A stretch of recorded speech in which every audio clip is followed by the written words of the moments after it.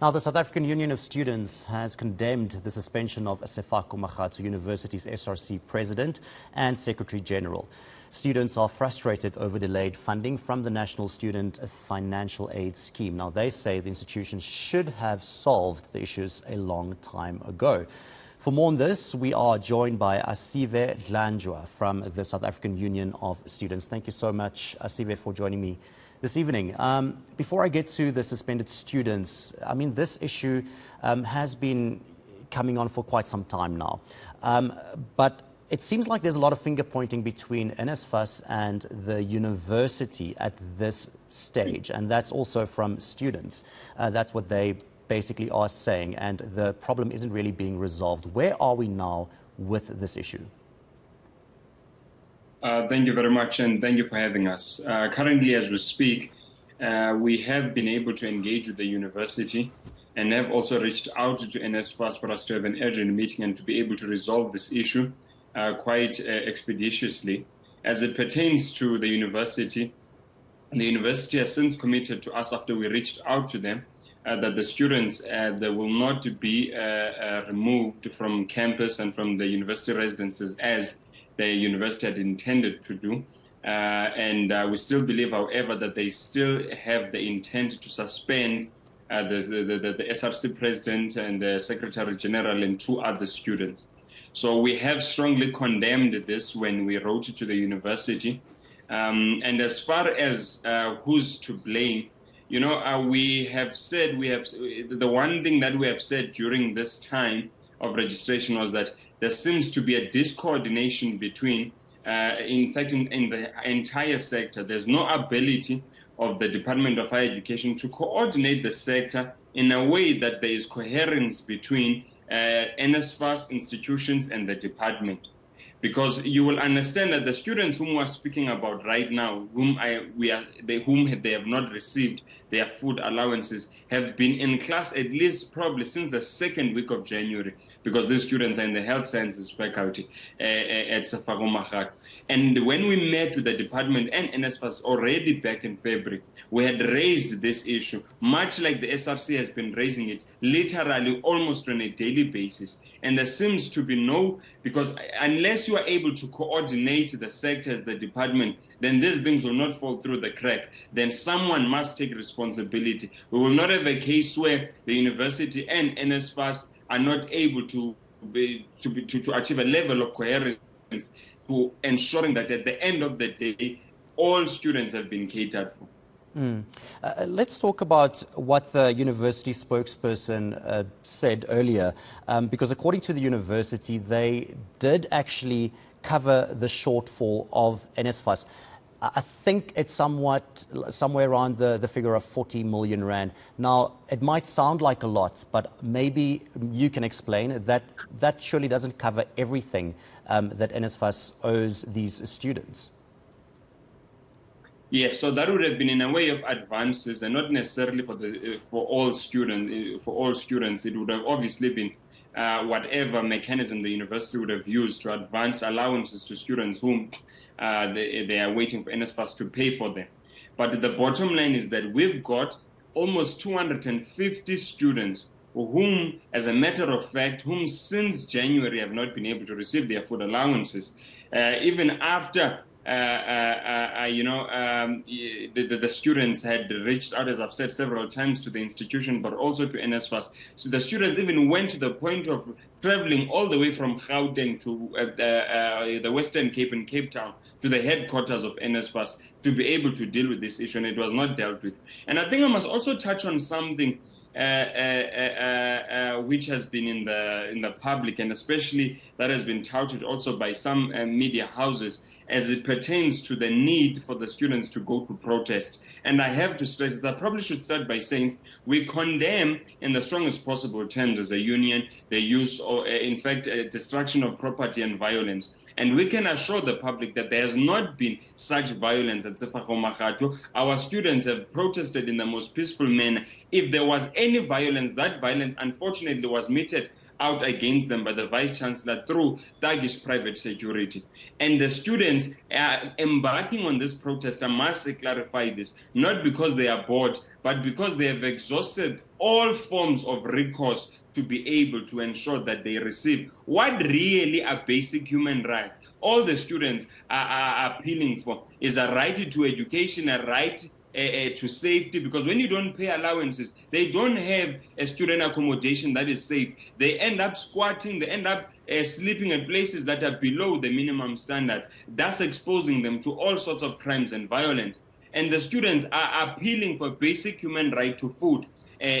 So I must stress that the students, unfortunately, have exhausted all other recourses and avenues in terms of ensuring that they are able to receive these rights. And unfortunately, no one has been forthcoming from the level of the institution and the level of NSFAS. And another thing that I must bemoan and lambast is also the disinterestedness of the media and of NSFAS in terms of responding to the challenges of institutions that are historically disadvantaged institutions, who in the main are majority are universities that cater for the black students and for the poor and the working class. When there's a small challenge at Wits, UP and Stellenbosch, the media is quick to rush there and to be able to cover the plight of those students, which they should. We don't condemn that. But what we are condemning has been the apathy and the slow sense of response from the institution, but from NSFAS and from the media, to be able to shine a spotlight. This not only Sefako Makgatho, by the way, that is having hundreds of students, in fact, thousands of students who are suffering and who the spotlight is not being shined on their plight, purely based on the fact that they come from historically disadvantaged institutions and they are not from your white institutions. Asive, a very important point you raised there, but I'm happy for us to be able to shine a spotlight on this issue. That's why, of course, you are here tonight. Now, let's talk that you mentioned about those students earlier, I think, so that I just understand you 100% clearly here. You have met with the university now, and those students that you said had to sleep or had to find other accommodation, they will now be able to stay in the university residences, am I right? And the food issue is also sorted out to some extent? The accommodation issue, for the most part, has been dealt with, in particularly for those that were residing inside the institution. The challenge would have been for those that, which we might not have the exact number now, would be for those that were living in private student accommodation. But for the majority of the students, although NSFAS had not paid, but because these were university residences, the students had accommodation. But as far as food allowance is concerned, they have not been able to get food. As we are speaking to you right now, the only thing and concession we have been able to get from the institution, we have not necessarily met with them, but we have been communicating through emails and phone calls, was to ensure that they reinstate the student from the suspension, and that the students are not kicked out, particularly the student leaders who were victimized and threatened with suspension and expulsion based on their participation in the strike. That is the progress up until now. Let's talk about this. Yes. No, you can finish. Sorry. Oh, yes, I was saying, as it pertains to the payment of those allowances, we have not received, we have reached out to NSFAS. We're hoping they'll get back to us. We reached out to them yesterday. As it pertains to the payments, we have not received the confirmation either from the university or from NSFAS that indeed those allowances have since been paid. As far as we are concerned, up until today, those allowances would not be paid for those almost 250 odd students. All right. Now let's talk about the suspensions. From my understanding, the reason for the suspension wasn't like you just mentioned. It wasn't because there was violence. It was a peaceful demonstration or a protest by these students. But let's talk about the reasons for the suspension then. What were the specific reasons, and when will the disciplinary hearing be taking place? The reasons for the suspension of the students are frivolous at best.